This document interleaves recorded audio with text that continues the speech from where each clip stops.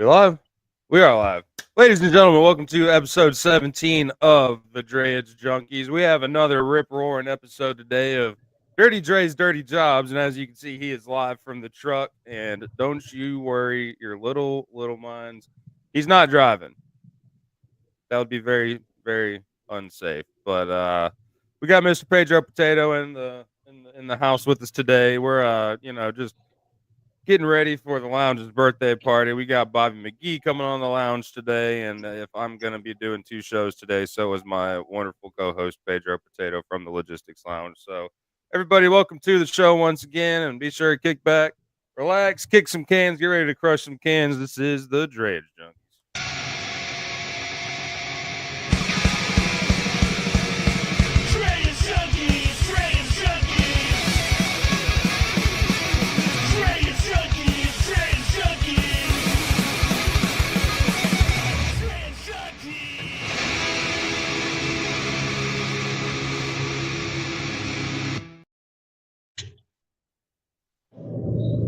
Mr. Pedro Potato, how you living, brother?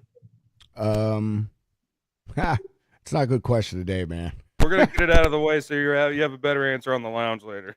Yeah, well, I mean, answer will be the same if I don't rectify the situation in the next 26 minutes. But yeah, crane situation's not good. No, man, no, and it's the first load with this customer, man. Like, dude, Oh wait, is it the farm one you were telling me about? No, I actually finished that one. That one was a complete debacle too, but I was fortunate, I had a good driver and stuff like that. That one went pretty swimmingly after we figured out the hiccups. Now, this is a commercial glass company. They have their own trucks, but he's like, sometimes, man, we just get stuff that comes through and we need a little bit of help. So it's easy, man. 35-mile run. They're like, dude, we're bringing the guy the first of the line to load them. The crane will be there at 6 p.m. We'll have them unloaded within an hour.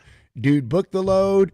Everything was fine, and he comes back this morning saying, man, can I deliver this in the order? I said, no, man, it's a crane. Like, you just don't tell a crane when it's going to be there. It tells you when it's going to be there. Yeah. And he was like, well, I need to drop it at 5. I said, man, you can be there at 5, brother. I said, the crane's just not going to be ready for you till 6. And 30 minutes before he gets there, we call him like, hey, man, you're all good? No, I'm going to have to cancel it. I got another load this is going to make me late for, and I booked that load 3 days ago. So I applaud you for trying to hustle and make money, but you screwed, and now you screwed me up. And I don't know. I told the guy, I said, dude, like you are the problem with this industry right here. Like, you were ultra professional of you, man. And I don't believe in freight guards, but if I did, dude, you're one of the people I would write one on, because you just are going to cost someone a lot of money if this doesn't get done. So you know what you can do? You can always make a well-scripted LinkedIn post. Yeah, well, I mean, it does no good. This guy's a one truck operator, and I mean, whatever. I'm not trying to be, detrimental to the guy's business, which is why I'm not writing a freight guard on it. But it's just dumb. But the point to that, all that is, man, things happen in threes, and it always just takes one person to mess something up, and then other things fall. The other things are being handled. They're nowhere near as big of an issue. Just one guy forgot a scale ticket even after I told him to, and then he tried extorting me for money. And like, I did put my LinkedIn post, like, dude, you can sit there till you're done being mad at yourself, or you can just go get the scale ticket and get unloaded. It's up to you. I don't care if you sit all day. I really don't. So, but yeah, that crane thing is the big deal. I hate that, man. And especially on first loads. Like, honestly, on the first load, like, we all know that's stressful, no matter what it is. Even if you're just picking up one pallet that's going next door, man, that first load is imperative because it sets the tone. And, it's that first impression thing. It's hard to make a good second impression, Yeah, that's true. Well, hopefully that gets worked out, so we won't bother you too much during this, but feel free to chime in. Dirty Dray, what's going on, brother? Just out here with a new driver, Jacob. Sorry, I have a phone in my hand. Jacob right there. Jacob, he went out and bought his own truck. And we added him to our authority. I worked with his dad for several years at Pepsi. He drove for Pepsi before he decided he wanted to do his thing. So it was a win-win for us, because we wanted to get into the inland Florida Greer up here in the upstate of South Carolina. He lives literally 30 minutes from it, so it was a win-win. And I wasn't even supposed to be hauling anything yesterday or today, but we're just going to do a little bit of training inside the port, and we're really going to move anything. And while I was on my way up here, one of my longtime customers we haul from out of the port of down in Charleston said, "Hey, is your guy up and running yet for Greer?" I said, "He is. I'm actually on my way up there right now to put the DOT stickers on the side of the truck, and he's ready to go." She's like, "Well, I got 3 containers that exports coming out of Greer. You want them?" "Yes, please." So I got up here and I said, "Hey, a little change of plans. We were just gonna go mosey around Greer to take a look at it, but now we're actually gonna go in there and pick up a chassis, pick up an empty container, and we're gonna load tomorrow morning." So we loaded our first one yesterday, and I'll tell you a little story about that in a second. But we loaded that one yesterday. Didn't think we could return it yesterday. There's a little bit of different operation in inland ports than there is in port terminals.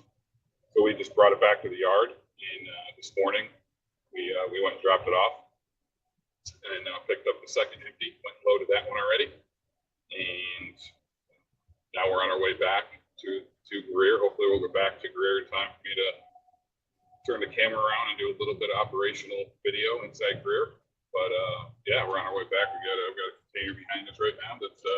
This is the first time that my other trucks are all big sleeper cabs, so I can't look out the back window and see anything. So it's kind of neat to look out the back window and actually see something here in a day cab. But yeah, so that's how it's going. And my business partner Clint, he's running operations back home. Yesterday morning we had a bag blowout in one of the trucks, and our normal mechanic was busy, so we just got a hold of somebody else that he found on Google. Guy came out an hour late. By the time he said he was going to be there, replaced the bag, didn't do it correctly, and the driver pulled away. The bag blew out of the bottom of the bracket, and Clint tried to call him to get him to come back. And he said, "Yeah, I'll be right there." And then he blocked Clint on the phone and hasn't called him back. And so luckily our regular mechanic guy was able to come back over and fix it up right for us. So Clint's dealing right now with, he gets real petty about stuff like this. So we got a really good attorney on our side. So he's taking legal action to get our money back, and plus get some of the money for the lost load that we missed during the second half of the day that we couldn't run. So yeah, Damn. That's the world of Dirty Dray right now. Is we are on the road. Turn the camera around here because I'm not driving, so I can do this. We're en route going down I-85 near Gaffney in South Carolina. Let's hear that Jake break. Yeah, this don't have a very good Jake break on it. It's Boo. We're gonna have to rectify that, Steve. Yeah. We're gonna have to rectify that. Yeah, it was funny, man. He had it. We were going down one of the hills a little while or yesterday. He's like, "Man, this doesn't sound like the ones on TV do." Need to get that boy some 10-inch chrome stacks coming out the back of it, man. Yeah, dude, that could be your show truck. Start building it up. How you doing, Greyhound? You had a busy weekend, and yeah, you look like you're coming out of your truck show blues that we like to call them. So how you doing? How was your weekend? it was good. It was freaking hot as all get out, though, man. Freaking like 95 degrees, 100% humidity the whole weekend, but it was fun. Found out that was actually the last year of this show, so I guess good time to go to it. But yeah, man, great time. Got to see a little bit of that Jake break competition. Speaking of which, but it got rained out, unfortunately. You got to see all the trucks run through one time, and it was like their practice round. And then right when they were supposed to like officially start running, huge storm came through. So yeah, just dealing with the elements. I guess that's just a part of these summertime shows. You know, the weather's going to be a big factor in it. But I think next year, if we don't go to Oklahoma, Biloxi looks like it's going to be the top choice because that one is indoors. And the air conditioning looks nice. And they do a light show. Like, they dim the lights inside. Nice. Yeah. So, I don't know. It looks pretty neat. And it's Which like on one was that the one that Steve was at, Bulldog, or Bull Snout was at, and all them? Yeah, Bull Snot was down there, and Tony Justice, but Bobby and Steve McGee were at the rigs on Route 66 in Miami, Oklahoma. So yeah, I don't know why like it's like that. There's like three major shows in one weekend. I think there's actually another one up in the Northeast because I saw Dean Croak was that one. So yeah, a lot of shows in the summertime. I like if it were me, I'd put it in like the wintertime when it's nice and chilly outside because there's only like one show, and I don't know if there's any shows in January. And then We February, need I a think. truck show in the snow. That would be Right. cool. Boom! Dude, that would Let's be go. cool. Let's take man. a truck show to Ice Road Truckers. Yeah, that would be Yeah, pretty they went sick. in like Alaska. And I just want to say Hunter forgot about a very important detail of this weekend, and he will try to deny it, but I have photographic proof. So Hunter tried to start and failed to start a wet T-shirt contest at the truck show this weekend. Ended up being a one-man wet T-shirt contest, but so I guess he did technically win. You know, Dude, all right, hey. When you see the Jake break video, the last one, bro, it was the loudest one, and that's why I got so soaked. Everybody was running away, and in my head, I was like, I'm gonna be the only person that has these videos. So, dude, like, you sent me this picture Saturday, I think, and I was in a situation where I was supposed to be quiet, and I let out like a loud giggle because I saw this, and people started staring. I was up at my brother's wedding, and so yeah, that was a good time, man. But yeah, the weather just has not been our friend, but you know, it is what it is. Hopefully, semi-casual is a little bit easier. Luckily, that one's only like an hour away from where I'm at, so no 6-7 hour drive will be a lot easier. So is that one that we think we need to bring the golf cart for rolling videos, or what do you think? Dude, I want to bring a golf cart to every single show. Like, I didn't check it out at this one just because I don't know. I just didn't see any value in it. But like, they had a booth where you could go and rent golf carts, but I don't want to go drop that money on it. So yeah, if you want to bring your golf cart, by all means. And we got to figure out if we can get in on Friday because I know it's like Friday. I think it's only open to vendors and the drivers, and then Saturday's like public. But we should know enough people, and honestly, might reach out and see if we can't get like a little media pass or something. Pedro, don't you know the cats that put on semi-casual?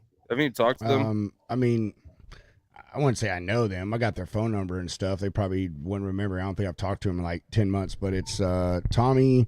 It's the Fitzgerald family, but Tommy Fitzgerald and I don't know if Brian is his brother. I don't know, but Tommy and his guy and Brian are the ones that put it on. Okay. I can shoot you his phone number. They're real cool. Well, I'm probably gonna like talk to. There'd probably be something to talk to like Bobby or Brandon about. You know, cats that would know them, and you know, maybe get us a little recommendation. But no, I mean, I'll text Tommy, see if he answers, or just email, or I'll DM him, or I'll DM him, man. Like they're cool, bro. I don't think they do media, and I bet if you wanted to show up early, like a day early, and get in and look at stuff or whatever, I'm sure they would have no problem doing that. But yeah, I'll send you Tommy's number.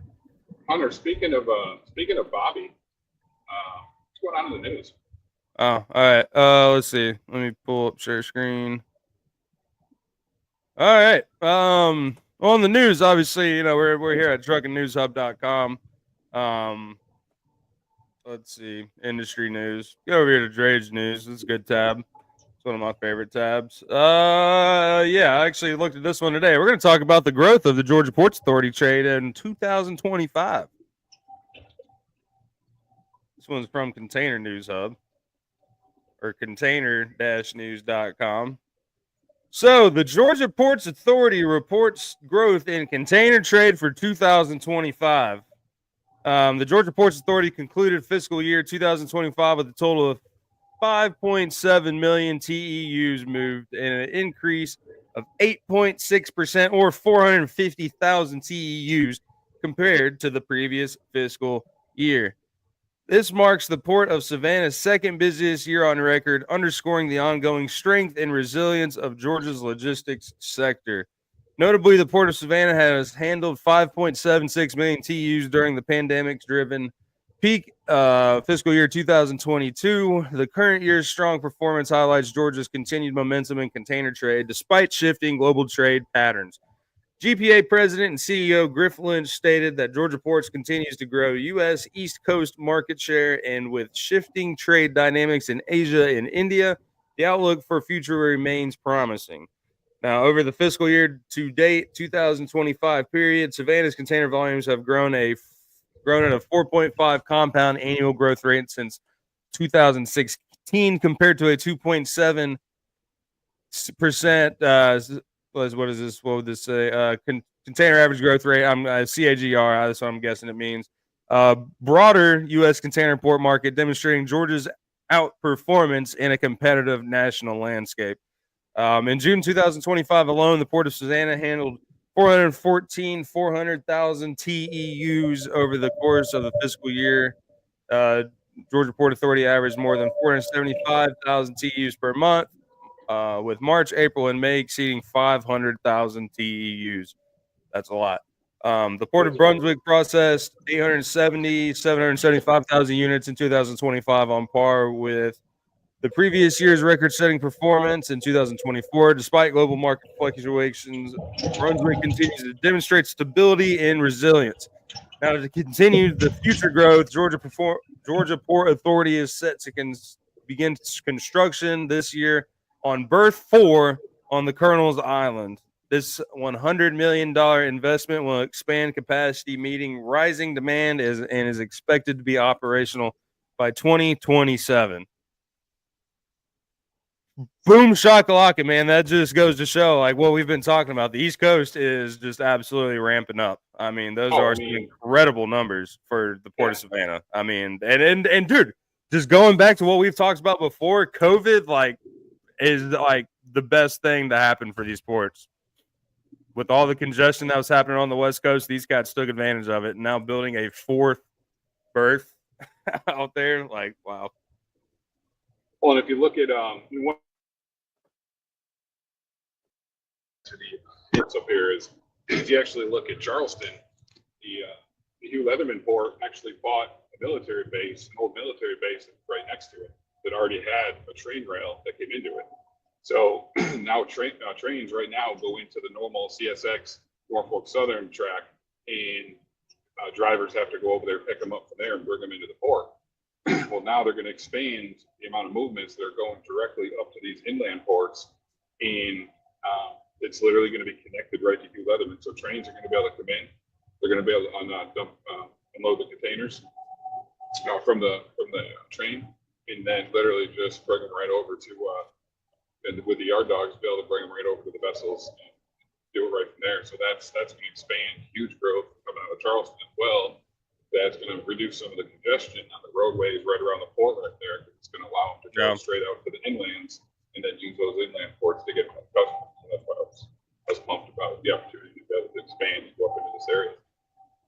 Yeah, that's crazy. I mean, yeah, and like I know Georgia a few years back, they built that rail hub that goes all the way up to North Georgia, to connect all the different states up there. So, yeah, just making it easy over here. I mean, it's these aren't small numbers, that, like, and to be, not having really any issues at all. I mean, we see, we hear you talking about what's going on in Charleston, and I have a bunch of friends that pull out of Savannah, and it's just easy breezy, man. I'm telling you, like, compared to the West Coast, the East Coast is taking over. And now that they're hacking into, like, the Asia trade route as well. Oh, yeah. Saying something. Yep. So if you go back to that main page,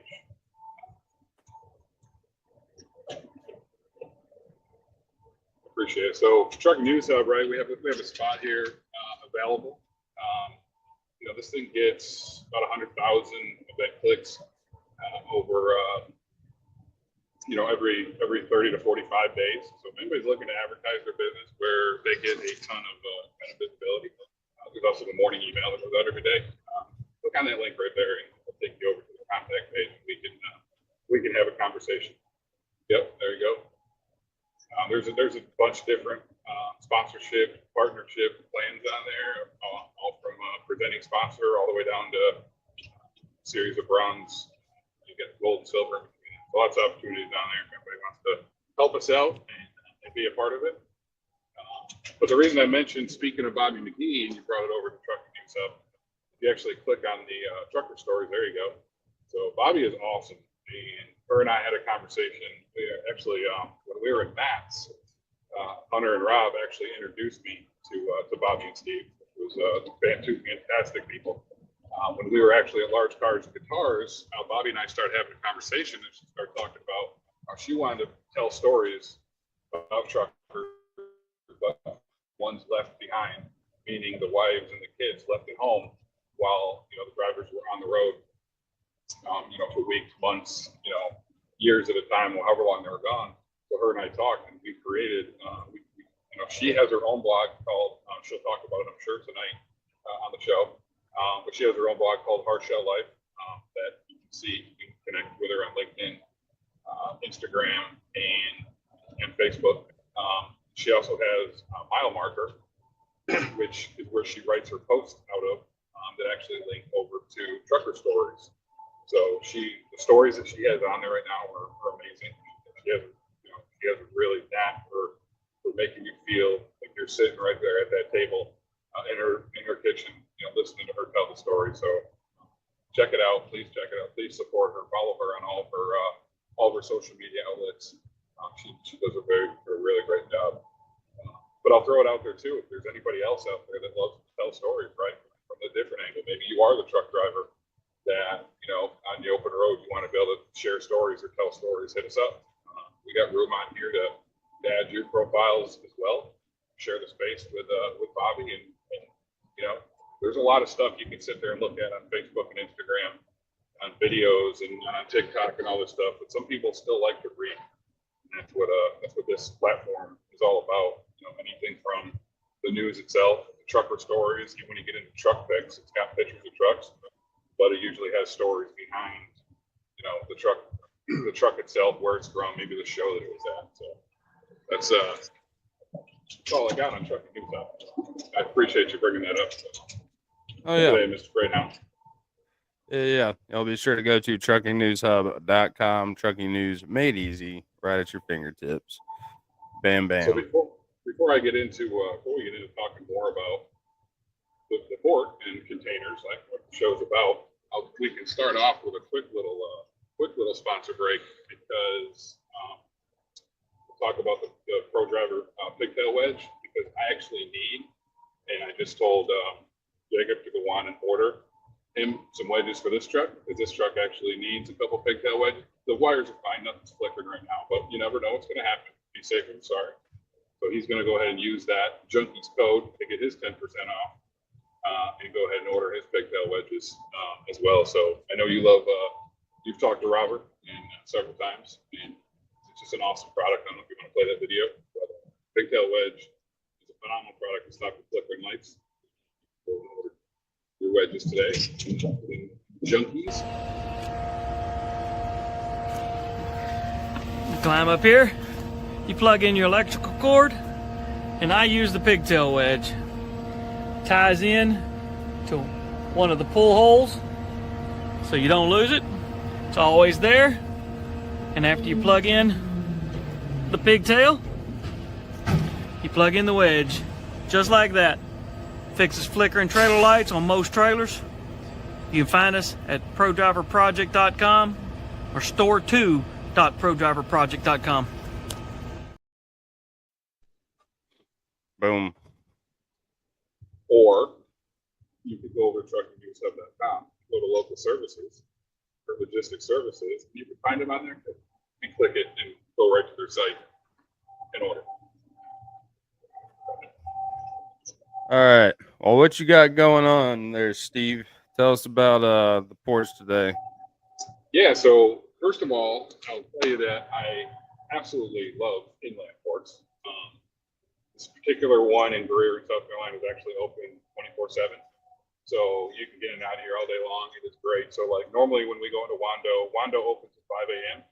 So usually they are lined up waiting to get in. So you got a long line when you get there at 5 a.m. in the morning before that door opens. Those gates open to get in. Hugh Leatherman in North Charleston, they open at 6 a.m. Same thing, got a long line. rolled in to Greer this morning, right at 5:02. We were the first truck. There was one other truck, I think, in one of the lanes. We rolled right up and got in because nobody's waiting for it to open. There was a good bit of trucks already inside the port. So inland, 24/7, inland Greer is absolutely amazing. But I did find out, you heard me at the beginning of the show when I was telling my story, that we loaded a container yesterday and we had to wait to turn it in today. So I'm new to the inland port, right? I'm used to the system and how things happen in the marine terminals. And when I went to pin the container yesterday, it told me that the vessel wasn't open to receive, and it was open to receive at Wando starting today. I thought it was weird at first that it was saying Wando, not inland Port Greer, but I didn't think too much of it. And I was sitting back in the hotel room last night, and I was having a conversation with one of my customers that we might do some more port stuff for them, and something got brought up that about a different system that he thinks you have to use for the inland port. So I called the port, talked to somebody there. They transferred me to Greer. I talked to Greer. Super nice lady at Greer that was super helpful and explained to me the process. Or there was like one extra step that you had to do, which was called a waybill. You had to get a waybill from the steamship line in order for it to be active on the train, to go from the train down to the terminal. So you had to do that, and then once you did that, then you were able to go on GoPort and do your normal pinning. When you did your normal pinning, now it popped up and you were able to do it, which 100% makes sense to me because I was very confused how the ERD last received a LRD was going to be the same when it was at Wando compared to coming from the train, right? Because figure if you're putting it on the train, it now has to get on the train, it has to travel down to Charleston, it has to come off the train into the rail yard, a truck has to go pick it up and bring it over. Like, how are they operating off the same dates as if I was bringing this container straight to the port? Come to find out, they run off at different dates. So where the normal vessel ERD opened today, and it was going to cut on the 10th, the inland port ERD actually opened on the 25th, which was last Friday. And it actually cuts on this Friday. So the ERD and LRD actually open and cut earlier than regular. So luckily I was able to get the waybill last night. I was able to get it updated in the system. And this morning when we showed up, I was able to get a pin to roll it into Greer. So it was a little bit of a learning experience, but now we know. Now we can keep rolling. Hell yeah. So why is Greer open 24/7 and the ocean port's not? The only thing I'm not really sure, to be honest with you. Both of them aren't. So there's also an inland port Dillon that's not open 24/7. So I'm really not 100% certain why Greer is. The only thing I can think of is this must be a lot of movement on the particular trains there, so they just leave it open. I'm not going to question it because it's absolutely phenomenal, especially as we expand more into this area. It makes it super, super easy. I mean, you get in there. I mean, I'll be curious to see what it looks like now when we get back. It'll be rolling in about 140-ish, 150-ish, something like that, to see how much movement is in there. But we've yet to be in there more than, I think we were in there 20 minutes on one run. I mean, we were only in there like 18 minutes the last run, and that consisted of people wanting to take a peek. So, I mean, I'll take these all day long. It's just, it's quick, it's easy, it's small enough to where it doesn't get overrun and crowded and become an issue. So, but I really don't have the answer to your question, but I like it. Yeah, no, I mean, I wish all of them were 24/7. Like you said, I mean, it just makes life so much easier. Not having to worry about lunchtime or the breaks or just closing early. Like, yeah, it's not very. But what I do like about, now that I understand the system, is that this booking in this container still has an availability to get into the port in Wando as well. So let's just say, for example, something happened. Let's say on the way back, something happened to this container, or something happened to the truck, or and we just couldn't get it in on that last day, or the customer calls at the last minute and is like, hey, I've got this last booking, today's the last day, can you get it? But we couldn't make it back in time to Dillon to turn it in. I can still pin that container to now go back to Wando, and I can take it all the way back to Wando for the customer and still get it to the ship in time. So to have that backup plan with a few extra days where I was able to pick up the empty from Inland Greer, load it for the customer, but again, something happened and I couldn't get it back into Greer, I still have a few more days availability to now get it, to take it all the way back to Wando and turn it down to Wando. So that's kind of cool to be able to help out customers. Yeah.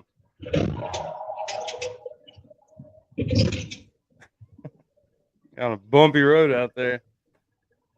Yeah, so there's a reason that to date, Cleves Logistics has purchased sleeper cabs, because when my fat ass rides shotgun, I want to be comfortable, and I want to be, so most sleeper cabs have air ride seats, both driver's seat and passenger seat, because a lot of times in a sleeper cab you have, sleeper berths, you have split drivers, right? Well, typically in day cabs, I guess when they build day cabs, they don't think that way. So I don't have my nice cozy air ride seat sitting over here. I mean, Jacob's having a blast over there with his air ride seat. He's just having a blast. In case you haven't noticed, Cleves actually hires celebrities. Because if you haven't figured it out yet, I keep calling him Jacob on the call, but that's actually Morgan Wallen. So if you hadn't figured it out yet, we actually hire celebrities over. Man, oh man. Got to be actually country somehow. An old Exactly. truck. Well, you put him back on because we need to talk about his scheduling for shows next year in Houston, and we want to complain about how much of a disaster he made the Texas Trucking Show for us. So, Cool. Morgan Wallen. Oh, that went over my head. That so went over my head. I was like, how'd Jacob mess it up? We just started driving like this week. That went over my head.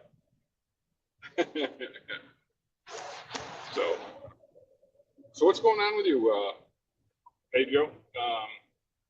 Besides did you get your driver thing resolved yet? Oh, he put us on hold. He's fixing it now. Yeah. He's been on a pretty good streak here lately. He hasn't had any real driver problems. But I hate that crane work, dude. That's so you get charged no matter what. Thousands of dollars.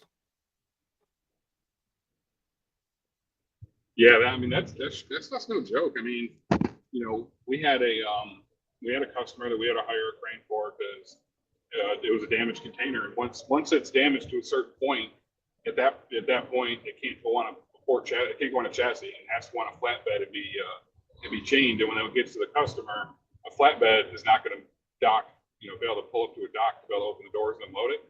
So the crane has to come and unload them and drop them on the ground for the customer to unload, but the crane has to wait there unless the particular trucking company, happen to have a tilt trailer or something where they were able to drop it on the ground, or they scheduled, a different type of truck to come pick it up when it was empty. That crane has to wait for that thing to be unloaded at, $7,000 an hour or whatever the hell it costs. I mean, it's ridiculous. They have to wait for that thing to be unloaded to then be able to lift up and put it back on the flatbed, All to right, then return to the port. I'm back. My bad. That was literally that customer calling, asking if everything was all right, and so yeah, got it all. Pedro potato and hell yeah, everything is all right. Got it all straight. Hey man, I can't take the glory, dude. I mean, my team does all the hard work. I'm not even gonna lie. I mean, I make emails, send emails, make calls too, man. But they do a majority of the legwork, man. And so they jumped on it and found me a couple of step decks, and the customer said that he really didn't want one, and I was like, look, man, if this thing can fit in a step deck, it would behoove you to just fucking take a step deck, okay? I don't, let's just do that. And so, yeah, but yeah, we got it done, man. Lucky enough, find someone's 20 minutes away, and that was it, man. So, yeah, easy Very load, good. man. It really is super easy thing. Goes it picks up in Kannapolis or something, whatever, North Carolina, and goes down to Charlotte. It's 38 miles, man. Pick it up at 1 p.m. Crane's going to be there at 6, and it's only I think he said it's three racks of these windows. So And he's like, guy told me, he's like, we do this all the time. He was like, we build the racks to where literally the crane has hook points, and all they got to do is hook to this spot and then pick it right up and take it over. And I was like, it's pretty smart. So yeah, Very easy cool. peasy, lemon squeezy. Still can't wait for the day that you jump on this show, because you literally got into Dray and you're moving containers. Nah, I don't think I'll ever mess with that stuff, bro. It don't really interest me, man. It just really doesn't. I mean, it interests me from a logistics perspective, but not for like I want to add it to my book of business, unless it's something I have a customer that's like a part of. Hey, if you want this part of my stuff, you got to do all the rest of this stuff. Then I don't know. I want to diversify, but I don't want to get into Dray. It's just like oversized. I like it. It's cool. I've got plenty enough people that could teach me how to do it and do it right, and I've already got a great group of friends that told me they would support me as far as being the carriers. But, again, I don't know enough about it, and I know I would probably make a mistake. You know what I mean? So, yeah. Well, so it's funny, the way you just described how you don't want to be in drayage, like that is 100% me when I think about oversized stuff. Like we had Mike on the show. I think one of our first couple of shows we had Mike on, and that's what he focuses on is out of gauge. But just the planning, the coordinating, especially when you're talking about having to, shut down roads and some of the big stuff that gets moved. Yeah, my anxiety level, there ain't enough blood pressure medicine at CVS for me to be able to play and mess with out of gauge stuff. Yeah, that's no crazy story.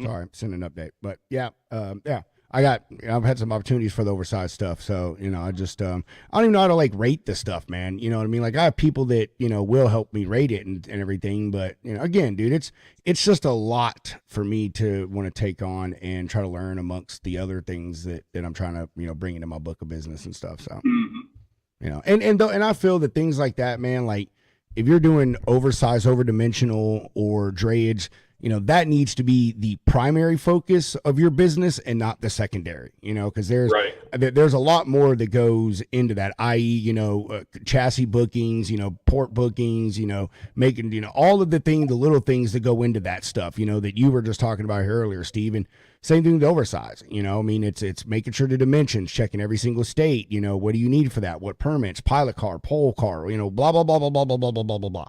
So, it's just a lot to pull in. And, like I said, if it's not your primary focus and you don't have like a system for it, then, I don't feel it's something someone should just jump in all willy nilly. And because, if you do, that's how you end up on Gary Johnson's social media, as one of those carriers who shows up with a trailer that can't hold the weight of the building that you picked up. And then, 5 miles down the road, you took out like telephone poles and your trailer collapsed and the building's sitting on the ground.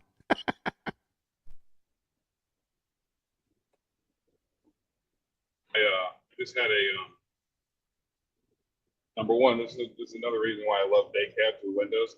So I messed up and totally forgot to pin this container because I got on the call and totally forgot. I'm literally sending this container to my business partner so he can pin it for me to come back in. So I didn't have to find the piece of paper. I literally could just turn around and get the container number.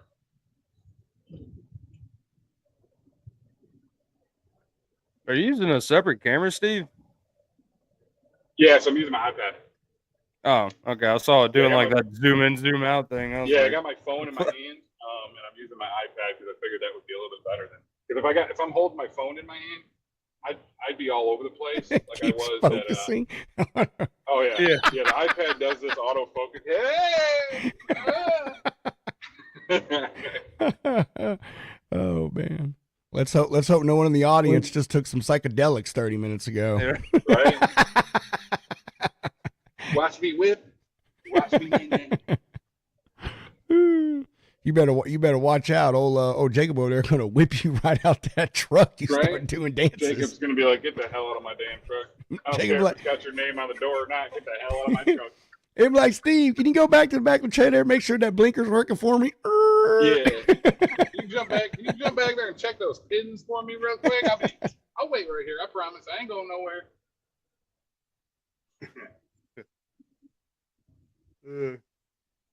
That's funny.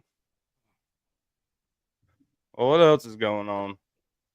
I don't have We're anything. about to. We just I don't really either. I'm just still waiting. like, I'm waiting for today.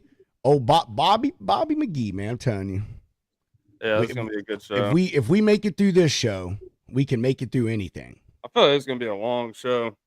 Yeah, that's what I said to Kat earlier. She was like, I was like, we go on late, and I got a feeling it's going to be at least a 2-hour show. And she's like, you think so? I was like, you just don't know Bobby. Easily. Yeah. That And then you don't know Bobby. And then if Steve's on there, and then you know damn well you're gonna have with Bobby on there. Long Haul's gonna chime in. He's gonna. Have Oh yeah, she's gonna share that to her Facebook, and it's gonna get. Oh, yeah, we might get a lot of we might get a good bit of views on this one too, just from her. Yeah. Yeah, she is awesome. Bobby is awesome. I don't know if she watches this show or not, but she does. I'm so thankful you guys introduced me. Or you guys have introduced me really to a lot of cool people in this industry. I'm very thankful for you guys. But she's one of them, man. Like, I mean, her and I just chatted it up, and Steve, when we were at Large Cars, and that was the second time I had met them, and they're awesome people. Yeah, they are. They're real cool.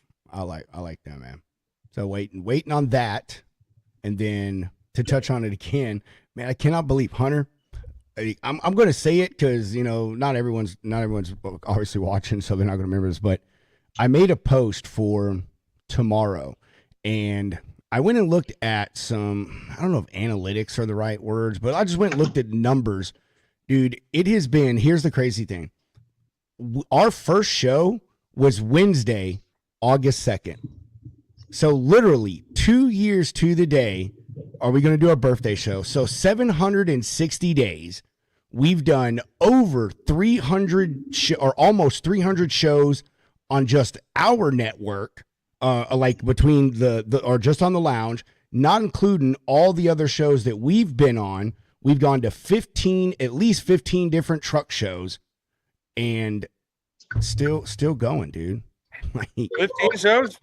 15, yeah. I started with because it was Matt's. I just went and looked at our file folder, and then I added show for Lowe's. Guitars twice, Texas Truck Show twice. Show for Lowe's, Iowa 80, Large Car Jamboree. You went to one last year, didn't you? Yeah, we have files for everything in the Google Drive except for Show for Lowe's. So that was the only show that I added. I just counted all the files in the Google Drive and then added Show for Lowe's. Hold on a second, I'm out. So yeah. But anyway, dude, like over 300 shows and hundreds of guests. Like I tried counting, Hunter, and I was like, man, screw this, because I couldn't even start to include Freestyle Fridays. You know what I mean? Like yeah, like, so we've had probably 500 different people or different guests on our show, at least. Yeah, I could see that. Yeah, I mean, hell, that's not that kind of the people that hop on freestyle now. Like that's what I'm saying. Rotated. Yeah. But then you got Matt's. Like we had several people on it. Matt's that had never been on. All the interviews that we've done, it shows. Like anyway, point is I was looking at that stuff, and it just I don't know, kind of blew my mind. I'm looking back and I'm like, damn, like 2 years, and I went and watched the entire first 30 minutes of our first show. Oh my God, we sucked. Yeah, it's bad. And there was like and then I even lied for you on what I realize now that I lied for you on the show, because I was like I think he's at the vet taking care of his sick animal, and then it came to find out that you had fell asleep and were taking a nap. So I think that was when Nacho, I can't remember what happened to Nacho, but something happened to Nacho and you had to take him to the vet, and it was just earlier in the day that you had to do that, and you came home and ended up falling asleep. Yeah, dude. Took a nap, set the alarm, slept straight through the alarm, woke up in a panic. I was like, oh God. And the first news story was about Taylor Swift giving all that money away to her drivers. Was it? I thought it was on India landing that. No, I think that was the second. That was the second show. Okay. That was the second show. So yeah, I'm gonna go through them and just what. Huh? No, go ahead. I'm sorry. No. Go ahead, Steve. No, I was gonna say Hunter's had a few times come up missing, and we've had to send out the search party. Oh no, I've got the best one yet, bro. The best one yet. And I don't know how many of Hunter's friends have ever did this. I actually had Hunter's mom go to his house Oh yeah, that's the one I was one that's the one I time. was talking about. Yeah, That's the one one I was time to actually make sure he referring was to. not fucking dead. Do you remember that, Hunter? Yes. You I were remember, sick, 'cause you called dude. me- you called Yeah, me in a he got panic. yes. Okay, yes. I didn't talk to him That's in like happened before. Well, actually, no, I don't know if anybody's ever called my mom. My mom's like called my work. no. Make But sure I'm still. No, I wasn't even connected with your mom, and I DM'd her on Facebook, and I was like, ma'am, I'm sorry to bug you, and I don't want to scare you. I was like, but I haven't heard from Hunter, and I don't know, it was like 3 days. It was a couple of days, and I was like, he never not text or call me back. I was like, I just want to make sure that he's okay. Last I talked to him, he was really, really sick. And so, yeah, I will never forget. I will never forget that calling someone's mom on him, bro. You know what I mean? Yeah. Oh, that's one thing that's changed about me, dude. Because I used to be like that. Like if I didn't feel like talking, I would just like ignore. I'd be like that. Because I used to be very anti-cell phone. Like because before cell phones, if you couldn't get in touch with somebody, whatever, I'll call you. But yeah. Now that Pedro's fucking calling welfare checks on me. In my defense, I tried finding Cameraman Joe first, but I couldn't find him on your Facebook. So yeah.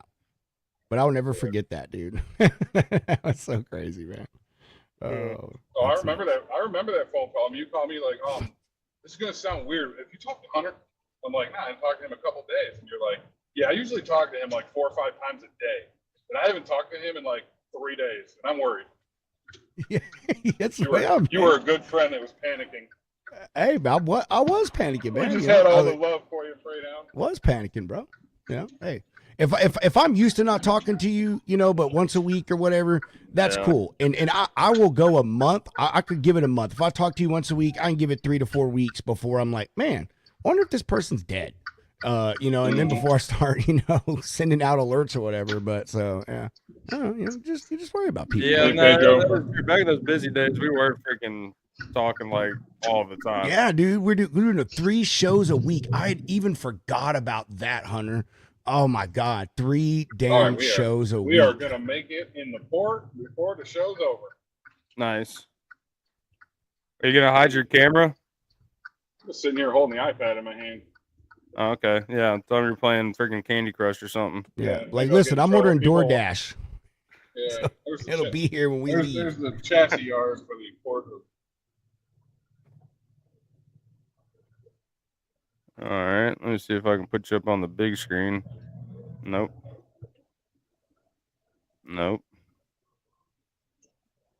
So I'm not sure. Remember the stacks of chassis? Now just drag him over. Yeah, there you go.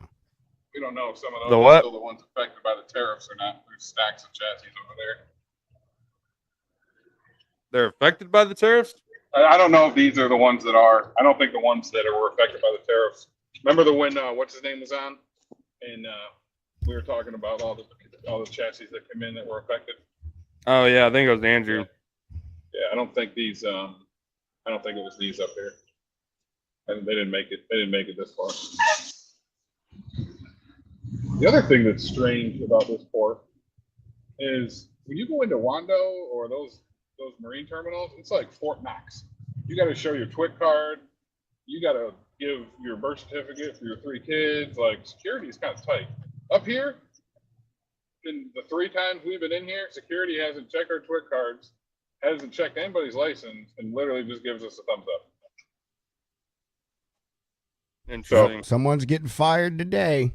Yeah. He's gonna come. Steve's gonna come back tomorrow, man. They're gonna have the mirror on the wheels out there. He doesn't know the port manager watches drayage junkies. I can't do the show anymore, guys. Yeah, I was told by my business partner that if Clint believes it's going to continue, that I can no longer do this show. All right. So we're pulling up here. He's got to go do his work, and I'm going to just sit here because part of training is to make sure somebody knows what to do. So he's going to go release his pins. that a Freightliner? It's a Freightliner Cascadia. It's a 2020 Freightliner Cascadia. Nice. It's a nice looking truck. But part Yeah, of the port system and being a drayage carrier in the port is all about having a system because there's so many steps, right? So, you got to make sure you undo your pins. If you don't undo your pins, you're going to wind up on, a show like Bonehead Trekkers or something where, the crane's lifting you up in the air. If you have a split chassis, you got to make sure that you, that you have it set correctly, for the particular container that you're picking up. So there's a lot of, so in training these guys, I always tell everybody, like, create a process and stick to it. Don't say, hey, I'll go ahead and do my pins when I get to the crane, because you get to the crane, he can be waiting on you, you can forget about it. So get a process and that same process, that repeat process every single day, every single time. Nice. So what's he doing right now? So he just undid the pins, the 4 pins in the 4 corners. And now we're pulling up to the kiosk. And then he'll go ahead and confirm. You see the gate code I sent you? Take it. You see the gate code I sent you? Oh, yeah. And then they'll confirm and they'll give him his ticket and let him know what aisle he's going to.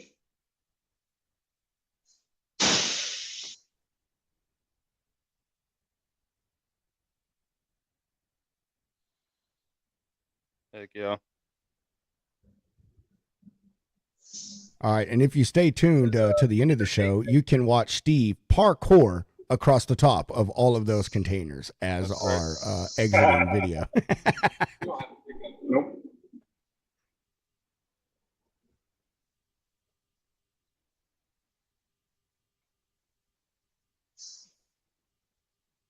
Got a bum code? No, so the system will ask you when you're coming in and you're dropping off something, it'll give you a double check to make sure that you're not picking something up. So the last 2 times we were in here, it asked him if we were picking something up, and he answered the question at that time was yes, because we were picking up another infant. So he was just confirming with me that we weren't picking something up. We go in the same spot, same BA215, same spot as the other 2. And here's what's crazy about this port too. So when we dropped off the first one this morning, we came back to drop off the second, and the first one was already loaded on a train and gone. It was already gone. So that one like is ahead of the other one. So I'm curious right now when we come in, it was about the same length of time we were gone. I'm curious to see putting on a safety vest. Got to do safety vest on your side of the port. So I follow some rules. It's not all of them. But I'm curious to see if the other one will be gone by the time we get back here. That one's faded on a train. Where's your safety vest, Steve? Man, I got a big ass, bright ass orange shirt on. Does that count? Hell yeah, you can't get any safer than this thing. I look like a friggin' caution cone. We're gonna need you to cut that down the middle to make it an actual vest, sir. Said safety vest, not safety shirt. It's proper PPE. There you go. Well, see, I'm training today, so I'm not getting out of the truck. Yesterday was demonstration day. And demonstration. Did today, you wear your steel toe Crocs? Yes. Yes. It was funny. The first day we came up here, I had flip flops, I had sandals on because I did not expect that we were literally going to be coming here and picking something up. But like I said, on the way here, I got a call from a customer that was like, "Hey," so it turned into coming up and just doing a dry run, to actually doing the run.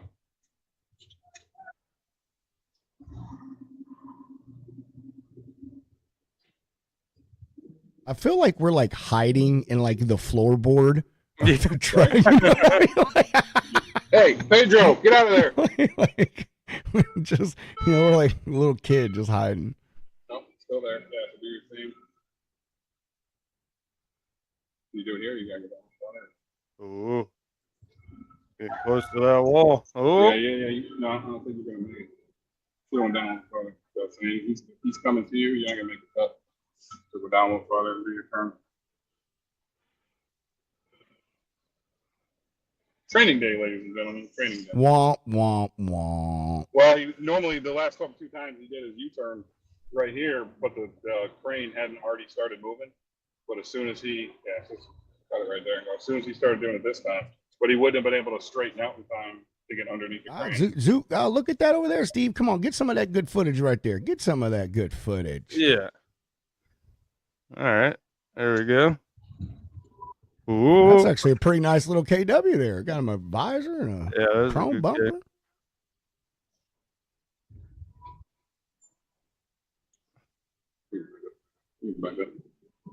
Get close. Bring back up.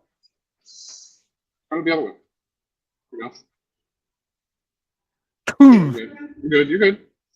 Now go.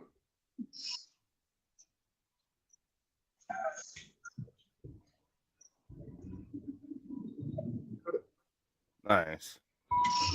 Go. Try to hide down here.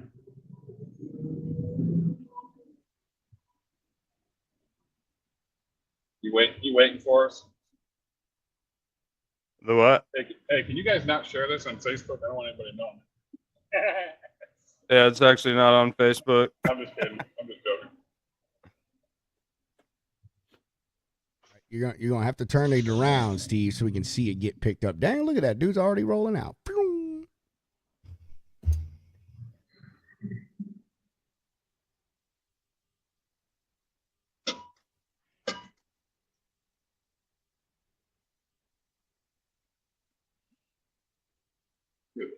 Really can't see, I don't think. Yeah, you can see it good enough. Oh, look at that. Nice. Hopefully you undid the pins. You guys are going to have a really good show. There it goes. Sweet. There we go. That was cool. So what now? You get an empty? Look at that, dude. Look, now, all of that in less than 10 minutes. Right? So less than 10 minutes. Now we would be right down there. That's where the empty yard is that we were picking up, but we're not picking up on right now, so we're just gonna exit out. And then yeah, if you were in Long Beach, this would have been an hour and a half process. Oh, seriously, that's what I mean. Like even this earlier, the last one we did, we were picking up an empty and getting out. It was 18 minutes, and he went inside the DA office to take a peek, and it was an 18-minute term. Like this term was amazing. Wow. The joys of drayage. Mm-hmm. So that's it. A little bit of live action. Love Dirty Dray out here doing dirty jobs, or just riding shotgun. So do we need a sponsor break, sir? Yeah, go ahead and tell us about Shoreline Capital. So if you are looking for a new factoring company, it's actually funny because I get like emails every single day talking about we're the best factoring company. Reach out to us. I just start replying back. I literally start replying back. I got the best factoring company, Shoreline Capital. That's how I respond to all their emails. But if you are looking for one of the best in the business, you're looking for that family experience, not the bad family that doesn't invite you to dinner, but the ones that actually invite you to dinner, cook you a nice Thanksgiving meal. Look no further than our friends Clint Weston and his team at Shoreline Capital. Because Pedro, what is Shoreline Capital? Shoreline is mighty fine. It's a sure thing.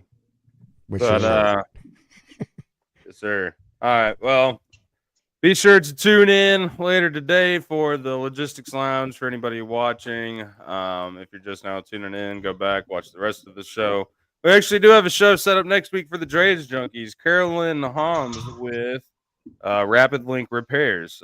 They specialize in roadside repairs, and they primarily do chassis. So met her at the Iowa 80 show and got them set up. So that'll be a good one. But fellas, do you have anything before we jettison on out of here? For me, I appreciate the everybody that's joined us. I know the last couple of weeks have been a little bit different. We've tried some out in the field kind of stuff. So I'm not like Robin Hunter, so I'm still experimenting with video options. So hopefully this one was a little bit better than the one we tried from the warehouse. But we'll be doing some more warehouse stuff and some more port stuff as well. So appreciate everybody for joining. And I know we'll have a special guest next week that we're working on. introduce that probably towards the end of the week. But that's it for me. Nice. Pedro? I got nothing besides hope to see you all in a few hours on the Logistics Lounge with Bobby McGee, and we hope to see you all Friday for the Logistics Lounge's second birthday party. BYOB. It's an open bar as long as you're buying for us. And that's it. That's all I got. That's right. All right. Y'all stay safe out there. See you later tonight. Thanks for hanging out with the junk.